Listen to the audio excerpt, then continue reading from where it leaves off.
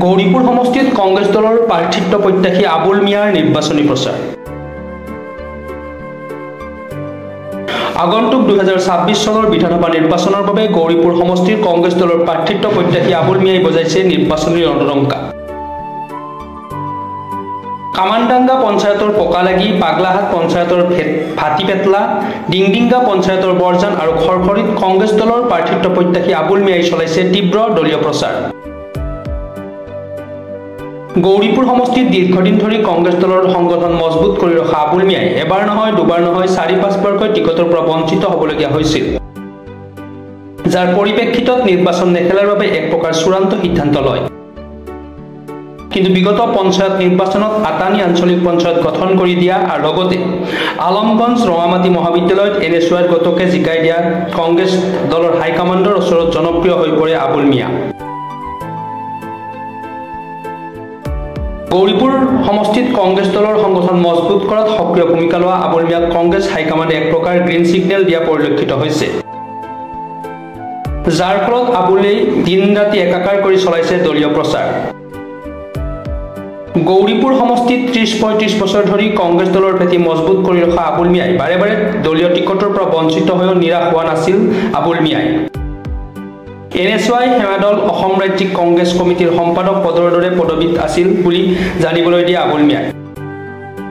কংগ্ৰেছ দলৰ হৈ কিমান কষ্ট আৰু ত্যাগ কৰিছে আবুল মিয়াই সেই বিষয়ে কি ক'লে সেয়া আমি শুনাই লৈছো। এটাই আমার ফ্যামিলি, আমার গৌরপুর সমষ্টিতে গেলে আপনারা দেখতে পারবেন, যেটা পুরানা গৌরপুর সমষ্টি যুবক যারা আছে কংগ্রেসের সঙ্গে যারা জড়িত আছে তাদের কারো আমি মামা হই, কারো চাচা হই।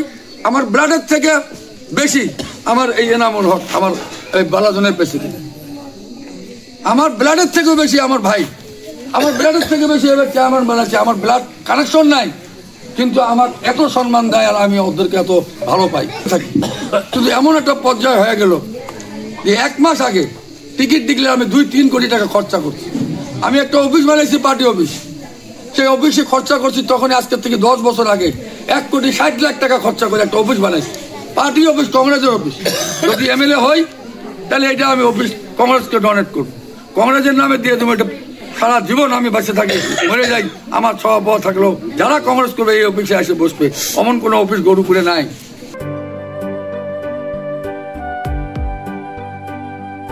গৌৰীপুৰৰ পৰা Imran Hussain Sheikh report, Pratah time digital.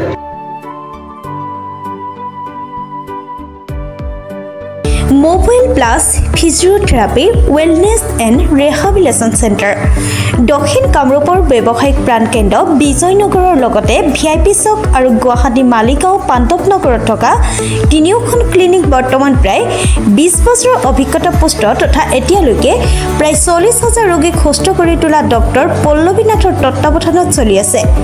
এই ফিজিওথেৰাপি চেণ্টাৰ তিনিটাত বৰ্তমান অভিজ্ঞ ডক্টৰৰ দ্বাৰা যিকোনো জটিল ফিজিওথেৰাপি চিকিৎসাৰ লগতে যিকোনো ৰোগীৰ ঘৰলৈ গৈ চিকিৎসা সেৱাৰ সুব্যৱস্থাও ৰাখিছে। আমাৰ ঠিকনা mobile plus physiotherapy wellness and rehabilitation centre, opposite Uparhali Bijoynagar SBI branch. আমাৰ VIP চকৰ ঠিকনাটো হ'ল VIP চক near VIP bus stop, Borjhar, Guwahati. আমাৰ মালিগাঁও ঠিকনাটো হ'ল চেলাছ 360 physiotherapy and rehabilitation centre, Maligaon Pandavnagar, Guwahati 12। আমাৰ যোগাযোগ নম্বৰ হৈছে 8011744696।